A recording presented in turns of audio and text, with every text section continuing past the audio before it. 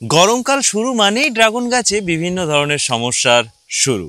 অর্থাৎ গরমে আমরা জানি ড্রাগন গাছে বিভিন্ন ধরনের সানবার্ন, ফাঙ্গাস বা আরও অনেক রকমের সমস্যা হতে পারে।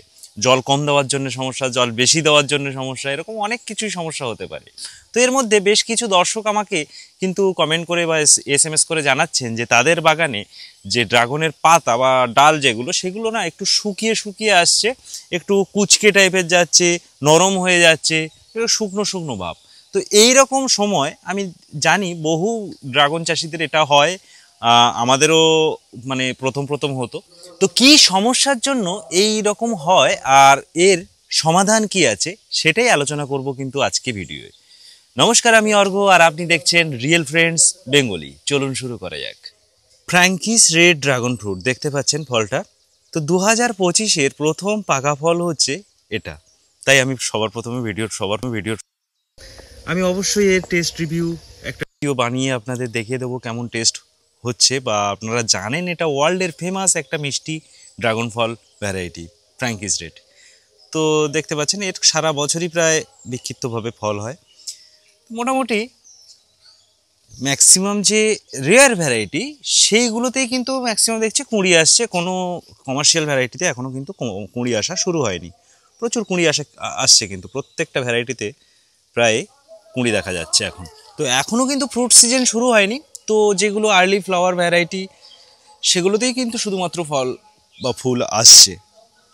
বাকি ভ্যারাইটিতে কিন্তু এখনও বাকি আছে একটা মাস, আরও আপনাদের অপেক্ষা করতে হবে কমার্শিয়াল ভ্যারাইটির জন্য। আর যারা নতুন বাগান করতে চাইছেন, নতুন ভ্যারাইটি চারা লাগাতে চাইছেন, তারা কিন্তু আমার মাধ্যমে চারা কিনতে পারেন, যোগাযোগ করতে পারেন। স্ক্রিনে যে নাম্বারটা দেখতে পাচ্ছেন এই নাম্বারে হোয়াটসঅ্যাপে আমার সঙ্গে যোগাযোগ করবেন। হোয়াটসঅ্যাপে প্রাইস লিস্ট বা ভ্যারাইটি লিস্ট জাস্ট এইটুকু লিখে আমাকে সেন্ড করে দেবেন। আমার মাধ্যমে যে 100 বা তার বেশি ড্রাগন ফলের ভ্যারাইটি আপনারা কালেকশন করতে পারবেন তার একটা লিস্ট আমার কাছে কিন্তু তৈরি করা আছে। আপনার SMS-এর রিপ্লাই হিসেবে সেই লিস্ট কিন্তু অবশ্যই আপনার নাম্বারে সেন্ড করে দেওয়া হবে। আর যেহেতু প্রাইস লিস্ট চেঞ্জ হয়েছে, নতুন প্রাইস লিস্ট আপডেট হয়েছে, এতে কিন্তু প্রচুর ভ্যারাইটির দাম কিন্তু কমে গেছে। বিশেষ করে সুপার রেয়ার ভ্যারাইটিগুলোর কিন্তু দাম অনেকটাই কমে গেছে। যেগুলো প্রচণ্ড এক্সপেন্সিভ ছিল সেগুলো কিন্তু দাম কমে গেছে। আরও দেখবেন রেয়ার ভ্যারাইটিরও দাম কিন্তু, বহু ভ্যারাইটির দাম কিন্তু একদম রিজনেবল প্রাইসে চলে এসছে। তাই যারা পুরনো প্রাইস লিস্ট হাতে এখনও আছে তারাও কিন্তু অবশ্যই আমাকে নক করবেন নতুন প্রাইস লিস্ট সংগ্রহ করার জন্য। নতুন প্রাইস লিস্টের জন্য SMS করবেন প্রাইস লিস্ট বা ভ্যারাইটি লিস্ট। এবার আমি আলোচনা করব যে যারা বলছিলেন যে ড্রাগনের পাতা শুকিয়ে যাচ্ছে, অনেকটাই কারো কারো হলুদ হয়ে অর্থাৎ সানবার্ন চলে এসছে। তো তাদের একটা জিনিস চেক করবেন, তাদের কিন্তু টেম্পারেচার 31-32 ডিগ্রি ক্রস করে গেছে। অবশ্যই আমাদের এখনও ক্রস করেনি, তবে এখনও 31 ডিগ্রি, আমি আজকেও লাস্ট টেম্পারেচার দেখলাম 31-32 ডিগ্রি পর্যন্ত চলছে। অর্থাৎ ক্রস যাদের করছে 33-34 পর্যন্ত যাদের টেম্পারেচার উঠে যাচ্ছে শুধুমাত্র, তাদের জন্য কিন্তু একটু সমস্যাজনক হয়ে যেতে পারে এই মানে গাছগুলো। তাতে কিন্তু সানবার্ন আসতে পারে।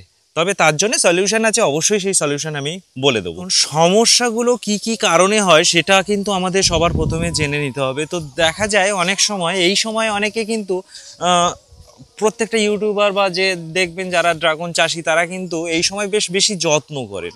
এইটা বলাও হয়, আমি কিন্তু ভিডিওতেও বলে দিই এখন ড্রাগনের গাছের খাবার খাবে এরপরে খাবে না। এই সমস্ত দেখে অনেকেই কিন্তু অতিরিক্ত বেশি খাবার দিয়ে ফেলেন, অতিরিক্ত বেশি যত্ন করে ফেলেন, জল দিয়ে ফেলেন। এগুলো ক্যাকটাস, তো সেই অনুযায়ী কিন্তু আমাদের ট্রিটমেন্ট করতে হবে। একে কিন্তু অতিরিক্ত কোনো কিছুই করা যাবে না। অর্থাৎ জলও দিতে হবে সেটাও মেপে, যেমন আবার জল না দিয়েও রাখা যাবে না। ক্যাকটাস বলে যে আমি জল দেবো না তাতেও কিন্তু হবে না, তাতেও কিন্তু গাছ শুকিয়ে যেতে পারে। তো এই সমস্যাগুলোর জন্যে হতে পারে, যেমন জল দেওয়ার সমস্যার জন্য গাছ এরকম শুকিয়ে যেতে পারে। কিংবা যদি আপনার গাছে গোড়ায় যদি অর্থাৎ যে শিকড় যদি ড্যামেজ হয়, শিকড় ড্যামেজ হলেও কিন্তু আপনার গাছে কিন্তু ডালপালাগুলো শুকিয়ে যেতে পারে শিকড় যদি ড্যামেজ হয়। এখানে দেখতে পাচ্ছেন আমি যে কটা গাছ দেখাচ্ছি কতটা হেলদি, এই কারণেই আপনাদেরকে দেখাচ্ছি।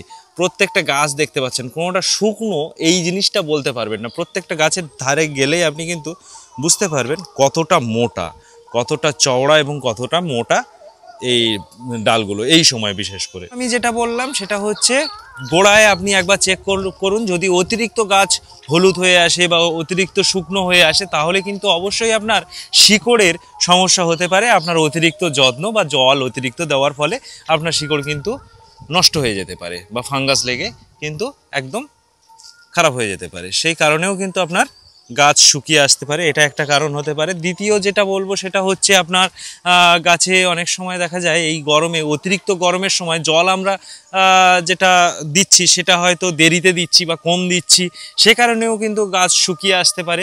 কিংবা আমরা যে গাছে যে মানে খাবার দিচ্ছি সেই খাবারে ইনঅর্গানিক যারা করেন তাদেরই এই সমস্যাগুলো। আমরা যেহেতু অর্গানিকে চাষ করি, তো ইনঅর্গানিক বা কেমিক্যাল ফার্মিং যদি করেন তাহলে কিন্তু এই সমস্যা আপনার সবচেয়ে বেশি দেখতে পাবেন আপনার বাগানে। বিশেষ করে যখন আপনি কেমিক্যাল ফার্টিলাইজিং করবেন তা যদি অতিরিক্ত উল্টোপাল্টা করে ফেলেন, যদি বেশি দিয়ে ফেলেন, তাহলে কিন্তু আপনার গাছ শুকিয়ে যাওয়ার সম্ভাবনা অনেক বেশি, বা শিকড় ড্যামেজ হওয়ার সম্ভাবনা, ফাঙ্গাস লাগার সম্ভাবনা, এভরিথিং কিন্তু অতিরিক্ত বেশি থাকবে। তাই আমি পরামর্শ দিই ড্রাগন চাষ সবসময় অর্গানিকে চাষ করবেন।